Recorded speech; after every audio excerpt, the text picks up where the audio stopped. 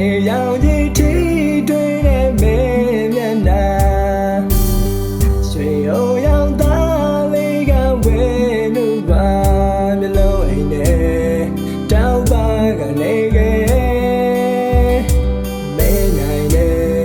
ကိုရဲ့နတ်သမီးငယ်ချုပ်တာတဲ့ပြုံးလေးနဲ့ကြည်တစ်ချက်ကတော်ရိန်သာနဲ့တဲ့ပြန်သက်မှတိတ်မြည်ပြီးစံတလာလေးလားရုံနိုင်တဲ့ပြီးပြေဆုံးတဲ့ပါမင်းနာကလုံးနောက်ကလိုက်ခံငယ်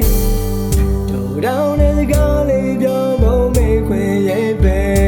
ပြန်ပြီးတော့မင်းစကားပြောတော့စိတ်တွေကလေးဆုံးရှိတဲ့ကိုရဲ့စကားတွေဆုံးမရှိခဲ့ပြီအော်ကိုချစ်တို့ဒီအမောမပါပဲမေယောမတီစင်သာတဲ့ချေမင်းကောင်းရဲ့အော်ကောင်းလာမဲ့တို့နေရာမလာခီ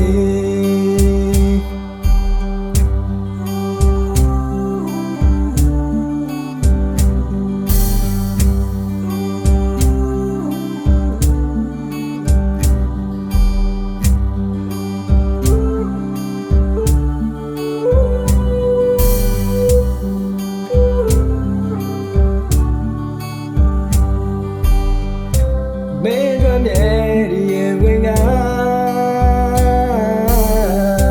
ဆောင်းကြောင်ပိန်မသက်သာမြဲရမေယုံကြည်တာ